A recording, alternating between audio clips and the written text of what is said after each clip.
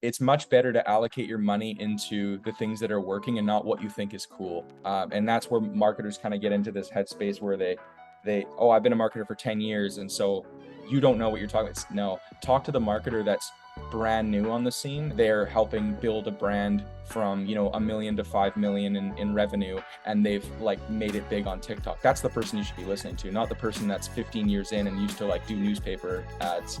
So I know I'm kind of dissing myself here because I've been marketing for like 10 plus years, but yeah, I find like the marketing is unlearning a lot of things.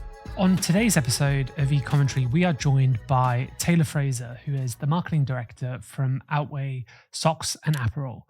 Outway are a fast-growing D2C brand, and Taylor has a very distinctive approach to marketing involving a heavy focus on CRO. They are constantly exploring different ways to optimize their marketing campaigns, including using whitelisted ads, looking into different strategic partnerships that they can make, leveraging placements within email newsletters, and looking at channels with a slightly different perspective. So that if you're looking for ideas for your marketing campaigns or you need to focus a little bit more on CRO, then this episode is a fantastic episode for you. I'd love you to sit back, relax, and pull out a notepad. This is a seriously interesting episode. Taylor, it is such a pleasure to have somebody who I've followed on Twitter and LinkedIn on the show.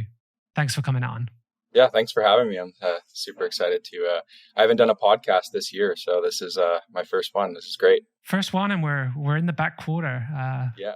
The best place to always start with any marketer that comes on the show is finding out about their path into marketing, how they got there, what influenced their journey into marketing. Yeah, I guess like when I left high school, so I'm 32 years old, so I've been in the job market, working for quite a long time now. It feels like when I left high school, I always had like kind of an infatuation with computers and just like all that stuff. It was the perfect time to kind of try marketing online. That was when you started to actually see like digital real estate being sold online. And when I was about 19 or 20, I kind of got into affiliate marketing and just learning that whole process and learning what UTM parameters were and landing pages were and all that good stuff. And that was like the heydays of it all. And it was, you could make money a lot easier in hindsight. And I did that for quite a while. I eventually kind of pivoted into Android app development. I was not a good developer, but I, made it work as best as I could. I had lots of friends in the space that would help me out. And I basically did Android apps for about 7 or 8 years and did a lot of the advertisements in those apps, developed a couple games and had, a physical business sort of on the side. I had a car wash like at the time as well while I was running my online business. I was just like entrepreneurial spirit, but kind of making it up as I go and just trying to learn trial by error. Sold the car wash. Eventually, my online business was just something that wasn't really sustainable.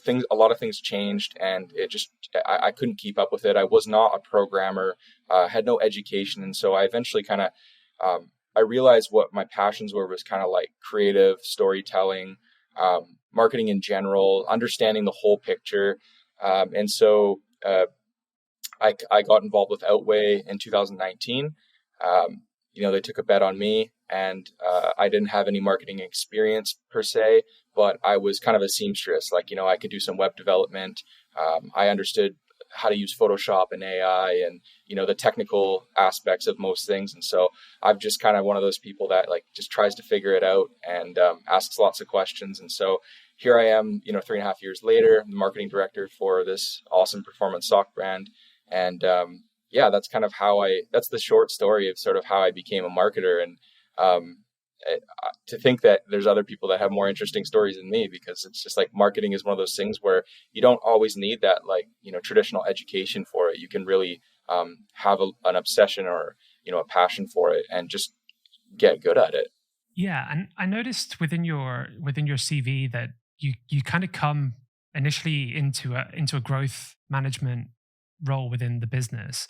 And we're seeing a distinct trend within D2C companies that the marketing directors, the CMOs are really coming through from a growth background. How much has kind of your work as a growth marketer, as a growth manager, influenced how you are as a marketing director? within the company? Yeah, I mean, you always have to remind yourself that like you are trying to grow. It's really easy to stop and kind of, try doing all these cool things. And then you're like, wait, is what I'm doing actually like pushing, the needle with me and the team. And so it's allowed me to like move very fast. We just like having to move quickly. Like it's just having to adapt to the changing landscape, having to keep people inspired and keep, people's spirits up on the team. And just constantly trying different things and just iterating all the time. We have like a saying that we always use is like, perfection is the killer of progress at our work. And it really is. We try to aim as best as we can, but always try to shoot. And I think we see a lot of marketing teams where they tend to not get a lot done. There's a lot of red tape. There's a lot of process. There's a lot of kind of almost a political aspect of the office place where it slows everything down. And with our team, everyone kind of has a say. The best idea wins. It doesn't matter if you are, at an associate level or you're in a management position. We just try to really work collaboratively and move quickly. And through moving quickly, we end up finding the best ideas in the mud, like that's where the best stuff is. And yeah, we can take some L's along the way, but some people don't even really start going. And we have so many times where we have an idea or something that we think might be worth it.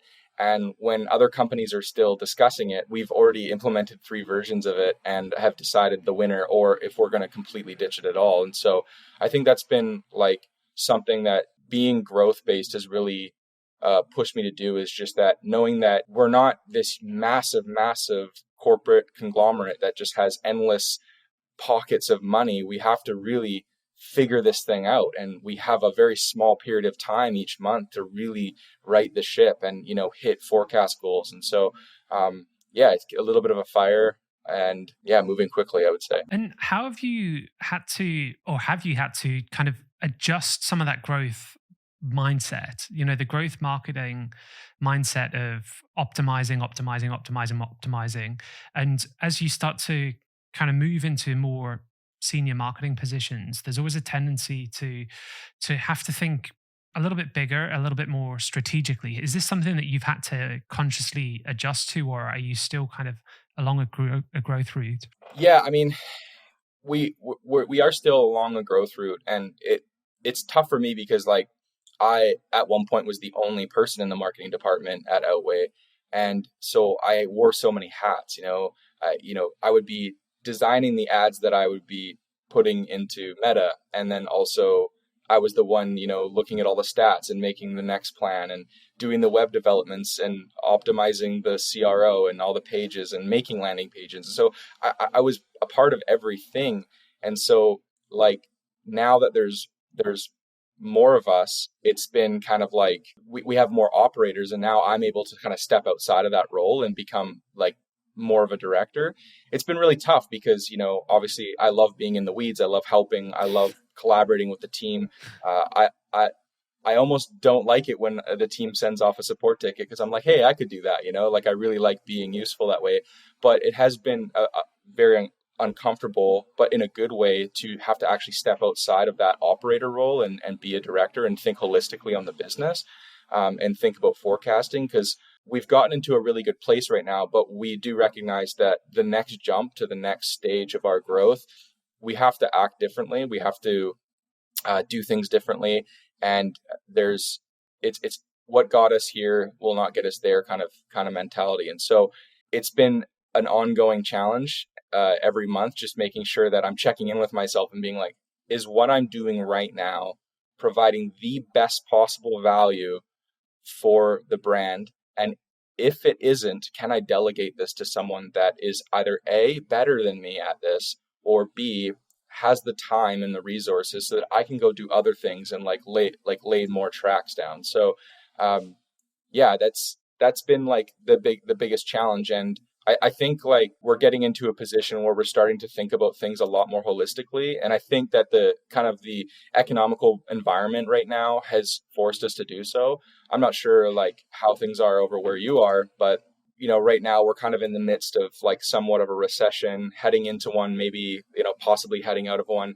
And so things are a little bit different. And so it forces you to have to adapt to the new consumer trends, this just the busyness of everything. And so it's kind of forced us to think outside of the box, which is why you kind of were saying earlier about my LinkedIn post about buying ad space and newsletters. Like we would have done that a year and a half ago. And now here we are, like, trying to enter and find new opportunities to grow. So.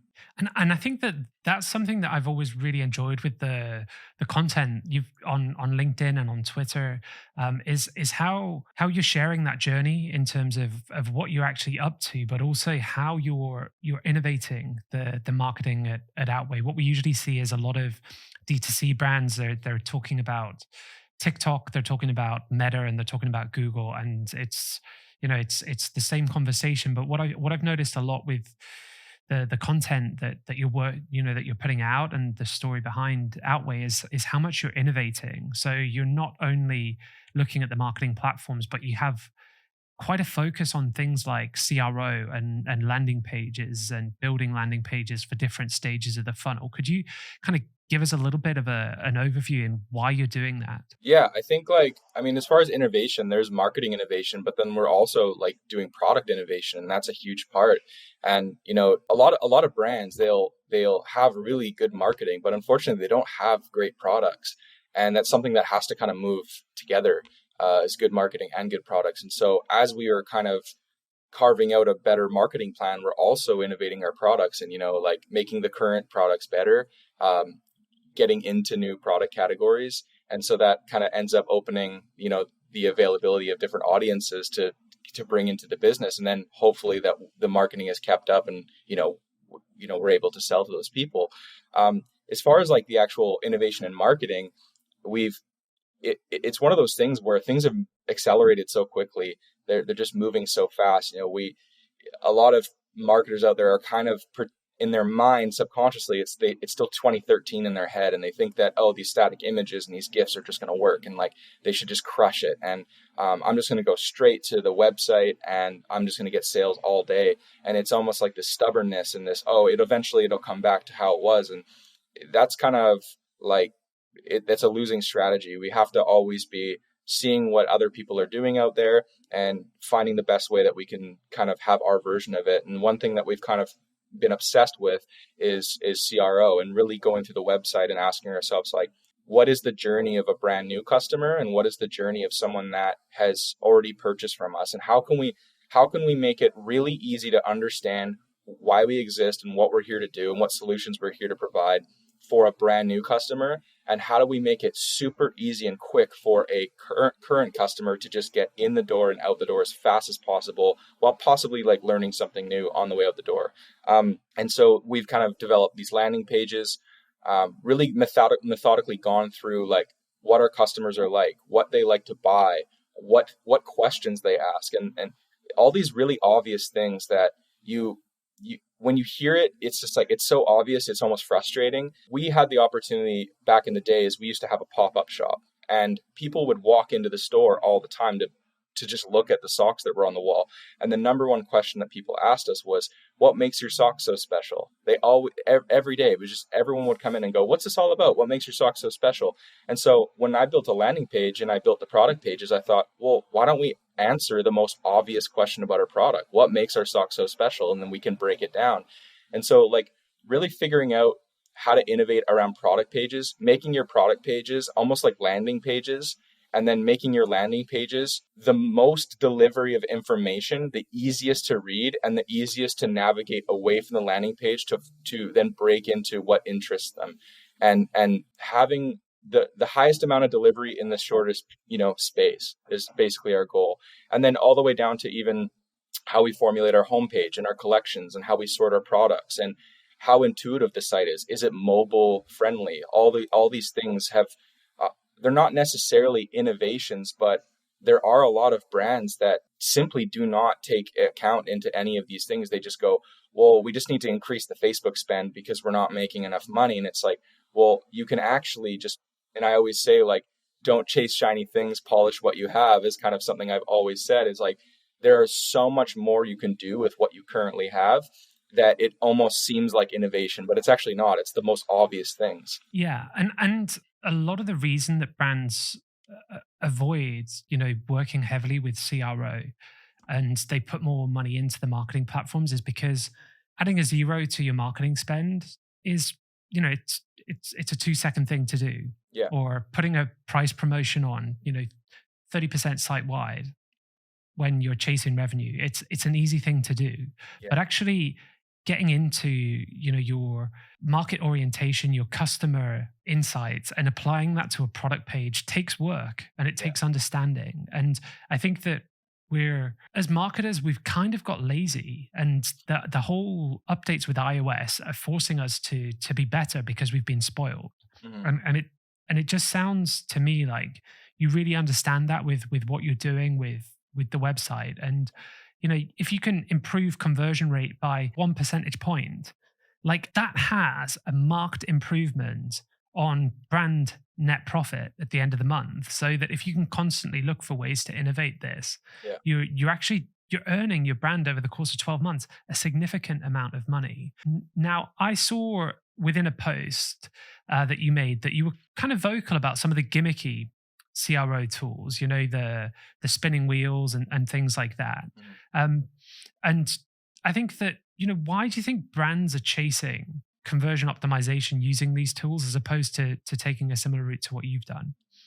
Because it's easy. It's like the short answer is that it's easy. It's low hanging fruit.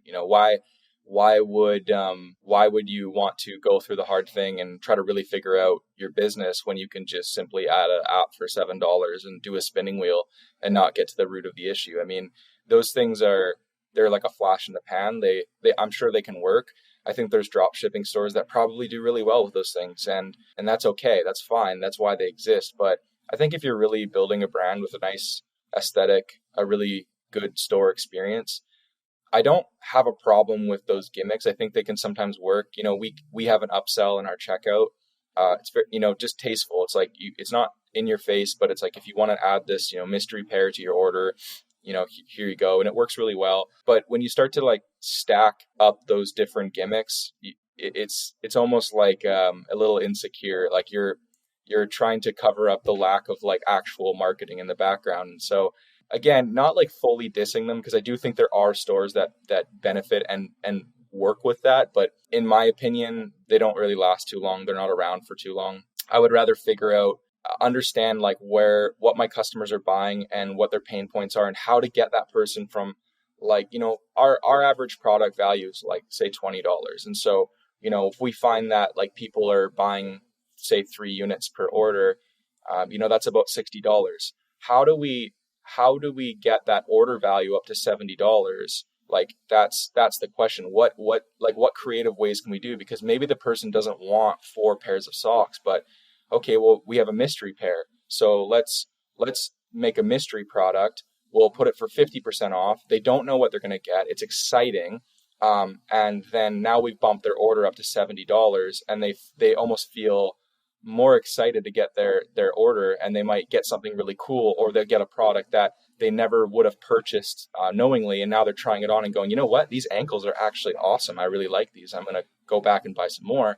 And so like getting creative in that way, where if we did a spinning wheel, or we did, those widgets that follow you all over the screen and pop up and explode in your face kind of thing, it's just like, it just becomes annoying, like it's just low hanging fruit. You're completely right. Again, easy way out. You click an app, you load it up. I think one of the big things that we also have to consider when we're looking at the spinning wheels with these discounts that are given so easily, when we are in these times where the consumer's going to have less money, for them, for a brand to be throwing around 10%, 20%, 30% just like that at a spin of a wheel, it makes them actually question how much care and how much attention is actually going into the product. So that, I think brands need to be a little bit careful with these gamification and throwing discount about. I also really kind of want to dig in with you about what areas are next. So we've kind of talked about CRO, we've talked about our marketing channels. We haven't covered too much on content. Like, how are you innovating the content that you're putting out? Yeah, I think it's the challenge that we're facing right now is that we've seen this wave of user generated content and TikTok really take off. And meta ads, like, a year ago we would run video and static images. And when I say video, I mean mostly like animations and, small effects on static images.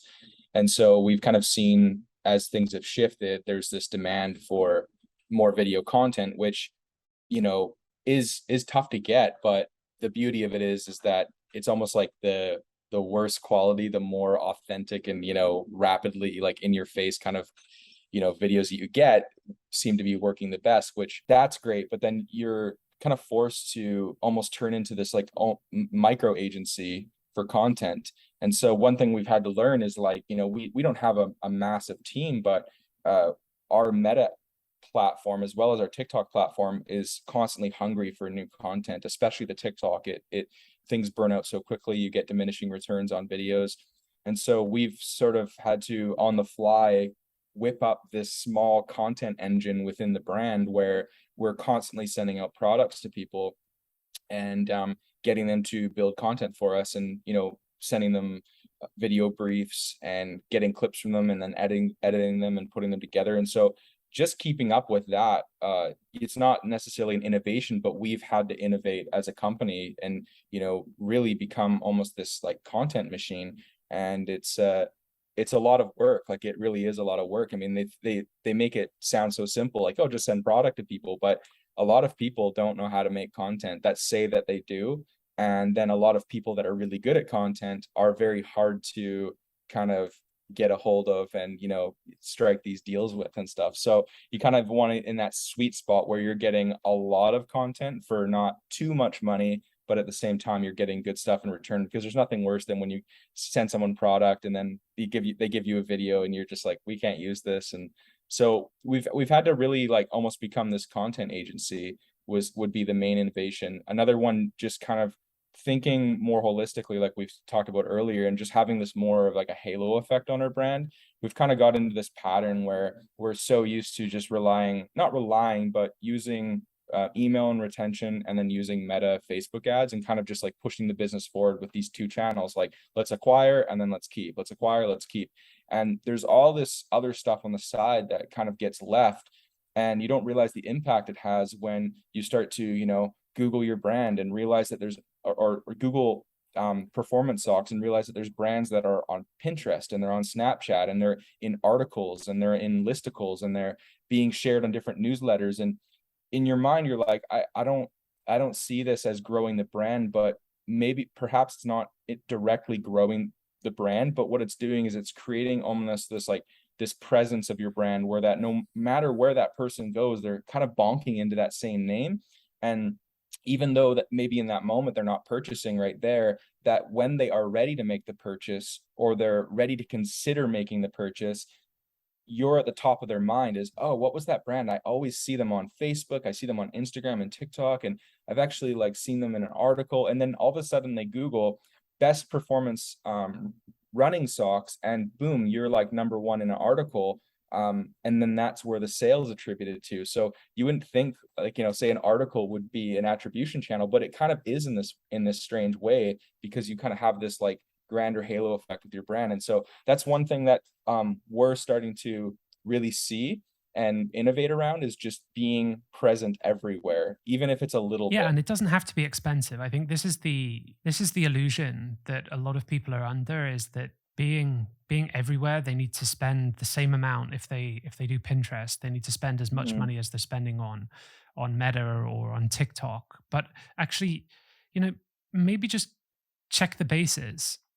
So you want to be on Pinterest? Well, okay, what about running some basic retargeting on Pinterest? Mhm. Run some smaller budget acquisition work on Pinterest, or you want to diversify, you want to try Twitter ads, or you want to try something else. You don't need to commit the same levels of spend to Mhm. a new platform as the ones that you're currently running. until they prove that they deserve those higher levels of spend.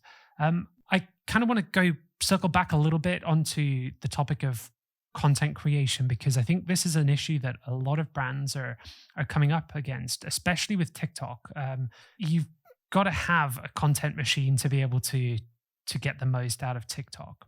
So you mentioned that you work with like micro influencers. Is this gifting products? Is this paying for products? Like, how does that work? It's kind of, we were really scrappy with it at the beginning. I went to one of our performance marketing associates and just said, hey, we don't have a hire around trying to get people, but I think we could probably devote like a certain amount of hours each week to just trying to fill this hopper of people and just build relationships. And so it kind of came from like a really it was just very basic. We just would find people on TikTok and Instagram that were doing cool things, people that we thought we would want to have lunch with. That was basically like the foundation of like, would you want to hang out with this person? Yeah, I would. They're doing really neat things, and I think they have a positive outlook on life. They have good engagement, even if it was really small. And reaching out to them and just basically saying, hey, as the marketing team is looking at your content. We think what you're doing is really cool. We would love to send you guys, or love to send you some socks. If you like them, then perhaps we can collaborate. So we weren't even really coming out the gate and saying like, hey, would you want to do videos for us on this product that you've never tried? We would kind of just say, we really think that you would like our socks.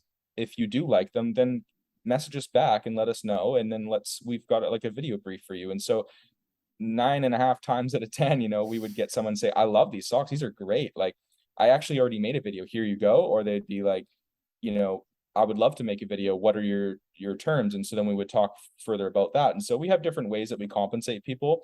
We have some people that just genuinely are like, send me product and I'm happy. Like, I'm already a customer. Just give me some socks and I will make you videos. Great. Some people are just, hey, I'm a student, I'm in school, I would love to be compensated a bit for my time and give me some free products. That would be great. And then, when you kind of get into like whitelisting with people, they tend to want a little bit more, even though whitelisting is mutually beneficial because you're sending traffic to their page. So yeah, we kind of take it influencer by influencer, just depending on like their reach and like, what kind of content they make. But for the most part, we've just sort of filled up a very small but high quality hopper of these people that are just keen to make videos. And so it's been a good experience so far. We've learned a lot of like the do's and don'ts. You think you have it figured out, and then all of a sudden you're like, wait, they need to invoice us. Like, we should probably send out like a template to them to fill out. And then, oh, they did this video wrong. They're putting the socks on incorrectly. They have the logo on the inside, not the outside, and all these little tiny like nuances that you just don't think about. And so now we're actually in a position where we have a pretty good system, and we have like like this nice sheet that we fill out, and we just contact them and we fill it all in as we go. And it's like a big scoreboard of our influencers. And just going back to what you were saying about whitelisting, because I think this is a really interesting area that we're seeing a lot of wins with at the moment. So could you give, the people listening an overview of whitelisting ads, how they work, and also some of the real benefits of running them? Yeah, I would be lying if I said that I was like super experienced with whitelisting. It's not something that we've always done in the past. We've kind of we've always done like brand collaborations with other brands and kind of been a little bit more, like on Instagram and done contests and things like that. We've just recently started whitelisting. We're pretty new to it, but what we've at least experienced in the short term is that people are a lot nicer to whitelisted ads.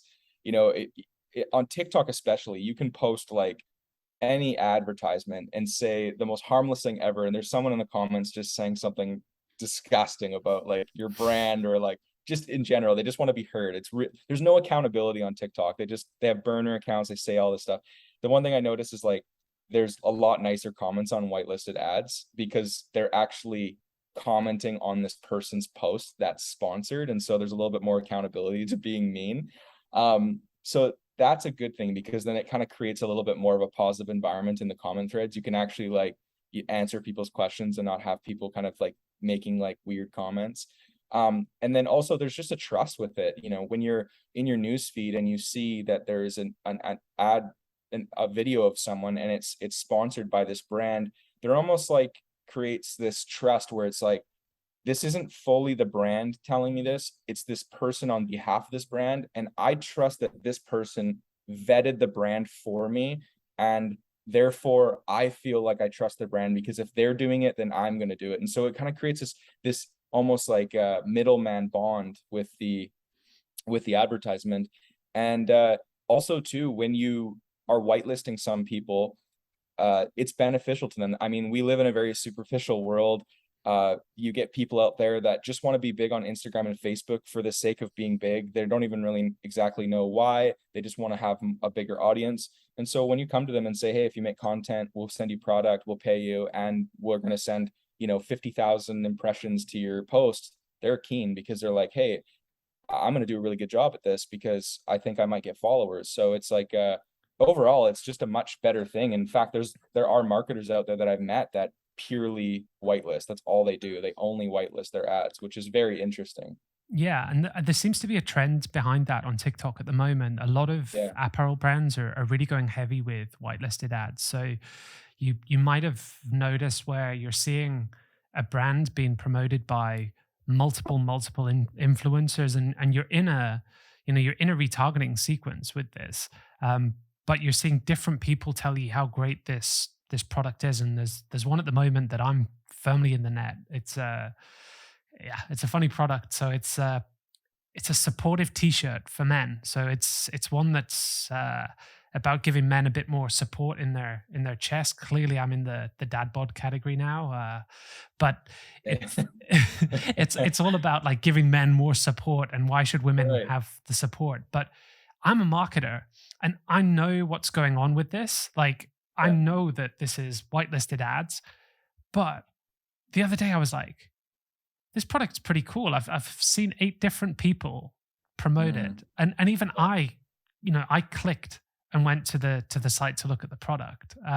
So this strategy can be super effective, and it's Yeah. also, like you said, if you're not only focusing on the ad that's being put out and the effectiveness of that ad, but actually you have a good agreement with the influencer so that you can have that content, and then all of a sudden you can slice and dice that content into some more brand videos, some more TikToks to put out. The actual return on that is pretty significant. And if you were to compare the cost of something like that to going to a content agency for productions of that, you're talking thousands. So Yeah. there's actually quite a lot of value in these partnerships, and it's definitely something I would recommend for brands to look into. I find like being a marketer right now is a lot of like shedding and like a lot of unlearning things.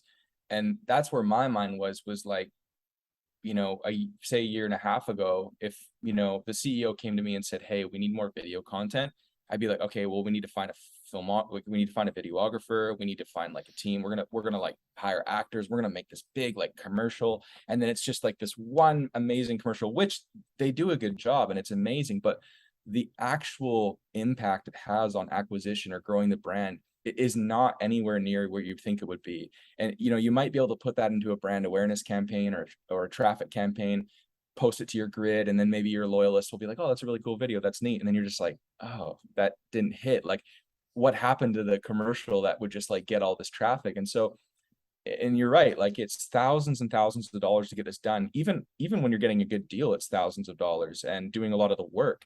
For you, say a video is $5,000 to get a nice production video, and a lot of stress. For $5,000, you can literally go get like 20 to 30 pieces of content from your own customers and almost like let them have the creative control over it. And you can test so many of those ads over all of your platforms, and they will outperform any high-end video that you'll ever put out. They just simply will. The environment is so different now, and it's created an appetite for fast, quick, instant results, in your face, like smooth edits. Give me the answer immediately and then show me why the answer is true, is like all these videos. And so a lot of brands I think are starting to click now. And I wouldn't say that we were early to the party. We were still kind of like, oh no, this is going to work. And then eventually it was like, hey, we need to become a content engine. Like, it's just so blatantly obvious. Yeah, it's it's much better to allocate your money into the things that are working and not what you think is cool. And that's where marketers kind of get into this headspace where oh, I've been a marketer for 10 years. And so you don't know what you're talking about. No, talk to the marketer that's brand new on the scene. And he's like, or they're helping build a brand from, you know, 1 million to 5 million in revenue. And they've like made it big on TikTok. That's the person you should be listening to, not the person that's 15 years in and used to like do newspaper ads. So I know I'm kind of dissing myself here because I've been marketing for like 10 plus years, but yeah, I find like the marketing is unlearning a lot of things. Yeah, and I think it's that golden saying that when you become a marketer, you cross a line where you become too close to the product to truly Yeah. understand what the consumer wants. So you need to Oh talk yeah. Yeah. more and more to the consumer so that Yeah. you can then produce the content that they want. You know, you give way more of a shit about your own brand than Yeah. the consumer. You know, you care if the typeface is Proxima Nova or it's Proxima Nova Light and things like this. Yeah. This is huge to you as a marketer, Yeah. but to your consumer, possibly not going to notice it as much. Mhm. One of the hardest things, though, with being a marketer at the moment Yeah. is a topic that it wouldn't be a marketing podcast without covering it, and that is the elephant in the room: attribution.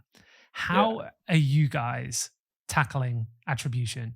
Yeah. That's like yeah, it's we're basically tackling it in a couple ways. So obviously post iOS 14, you know, things are a lot different. ROAS has gone down. Our benchmarks of understanding like our ROAS is different. You know, we used to like, you know, used to see like 4 or 5x, like no problem, almost like minimal effort, you know, 4x, no, you know, look at absolute hero. And you know, now it's like, oh, 2 is like the new thing, or you know, 1.7, 1.8. So I think like the first thing you'd have to really do is figure out like the high water mark, as we kind of say, is like really figure out like what do we need to hit to survive, and like what do we need to hit to thrive, and like what are those numbers like figure out your cogs and all your expenses and all of these things, and really get like a full view on, okay, if we like put $1 in, how many do we need to get out in order to be able to grow the brand and not, you know, go under. So understanding that first off is like the best exercise you can do, and just reassessing it. But then also like looking at looking at your MER is probably a really good way to, you know, assess the brand. You know, as a whole, if we're putting in, you know, $1, how much money are we producing at the end of the month in like a 30-day window? That's also like a really good benchmark. And then also just like being generally understanding that the attribution doesn't always go to that ad, but it might be somewhere else. Like for example, TikTok. I had a discussion with one of the Canada's like TikTok brand rep or whatever. And I said to her, I said, what, TikTok right now is not an acquisition channel. Like it just isn't, you know, we have really good content, and it's up there with some of the better stuff that I see. And we don't have sustainable ROAS at all. And she said, if you can hit a 1 ROAS on TikTok, then you're winning. And that what you'll see is that if you have a high TikTok spend and you take the spend down, you will notice that your Google branded search drops as well. So what happens is that TikTok has done such a good job at making their app so compelling and so engaging that people don't want to leave the platform. They're just like, they'll see an ad and perhaps they're into it, they want to buy it, they're interested. They will remember the brand and keep scrolling and watching their video, and they'll Google it later. And so what you're seeing is like, so you could easily look at TikTok like this and go, TikTok sucks, we're not going to run it, it's not worth it. And a lot of people do that, is they bail on it. It's kind of like we talked about with that halo effect, is like now that person has you at top of mind, maybe they go to TikTok to be entertained, and then at, you know, next thing you know, they're wanting socks and they're like, well, that TikTok brand, was that brand? And I noticed that I do this as well. And so when she told me this, I was like, you're right, because I do the same thing. And I'm a marketer. I want to see ads. I want to see landing pages. I always scope brands out. And even myself, I'm like, what's that brand called? And I kind of remember it. And then I just keep scrolling. And then later I might Google it. So it's like, yeah, that does actually make sense. So being a bit patient with the overall thing and realizing that each ad is not always going to crush, but that it may be informing a purchase somewhere else in your funnel, and just keeping an eye on the whole thing and trying your best to, even though the ROAS are lower. So if you're running a 1.5 ROAS and that sucks for you, well, just get it to 1.75. What can you do to get it to 1.75? Okay, now you're at 1.75. What can you do to get it to 2? What's the best way you can get it to 2? And then where in your spend do you start to notice diminishing returns? Okay, well, when I start to spend over this, I notice that the ROAS drops. Okay, well, then what else could you bring up with it? So it's like this, it's not perfect, but it's not just assuming that it's directly the platform and pulling out of your budget and turning things off is a losing strategy. Yeah, 100%. I couldn't agree with you more. And again, it's going back to what we were discussing earlier about being stuck in a mindset from, late like 2017, 2018 with marketing. Like we want to do everything with one touch. Like we've had this ability, like one Facebook ad, paid X, made Y. This is my marketing strategy. But we know now that within that, we need multiple touch points. So the TikTok ad drives the Google branded search, which drives the conversion. Okay, perfect. GA is going to say branded search gets the conversion. It's Google ads. But without the TikTok ad driving the initial awareness, there's no branded search to convert. And it's not linear. Attribution isn't linear. It's not this conversion.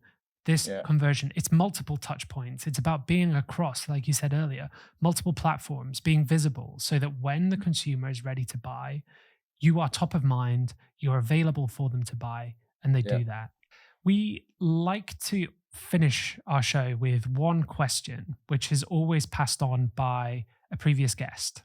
And today's question is a pretty interesting one. Our last guest wrote down, how are you going to stand out amongst the noise this Black Friday? Oh, that is a good question. Well, one thing we realize, like, do you mean on like acquisition level? Because I find that some brands will almost think that that the Black Friday sale is like this acquisition opportunity. It totally is. But what we've kind of realized is that like our sales are a massive, massive retention opportunity, much more than we thought it was. So it's easy to get, into their inboxes and tell them about the sale. But as far as like acquisition goes, I think one thing that we're probably going to be implementing is having like a mobile app. And I'm not saying that necessarily rises above the noise, but what I think it's doing is it's allowing our current customers to have a much quicker way to make the purchase. It's like so seamless. It's so much faster than a website. It's got like Apple Pay, like, scan Face ID, get the purchase. Everything is like, you can just imagine how good like an app would be in comparison to a website. And that gives us the opportunity for push notifications. And push notifications just have a way of landing in a phone that is just so much better than an SMS, and in many cases an email. I think universally people are checking their notifications on their phone. Even I know they get email notifications, but not everyone is as email savvy as people are with just general app things. And so I think that's one way we're going to sort of rise above. I would say the other thing would be, we're not just going to run the sale on Black Friday, like the actual Black Friday. We'll probably run like a 10-day period, probably, say between the 15th and the 30th kind of thing. So that kind of gives us a jump start on some brands that may start on the 25th or the 22nd, or we're going to start much earlier. And then just having like a cool design aesthetic that really stands out with our brand, something that when you see it, you're like, oh, that is Outway's Black Friday. It's like our own private sale within the sale period. And so it's tough. That's a really good question, because it's really tough to rise above. I don't necessarily feel like we have to, rise above everyone, but at least at the minimum rise above the other sock brands, which I think we will. Yeah, I mean, it sounds more than a lot of people are going to be doing. And I think that we're going to get this episode out before Black Friday. So Yeah. we'll have a lot of people able to kind of keep posted on what you guys are doing with your Black Friday and your Christmas campaigns. But Taylor, Yeah. it's been so much fun having you on the show today. And I know that you're super active across Twitter and LinkedIn. For the people listening that want to follow, you're super generous with the information that you give out. Where can people find you online? Yeah, if they want to find me on Twitter, my handle is Tay Frays. It's TayFrays, and I'm currently it's a new page, but I'm building in public. So just being super transparent and lifting up the hood of our business and really showing how we get these things done, and just being very open and honest about our approach and the problems we run into.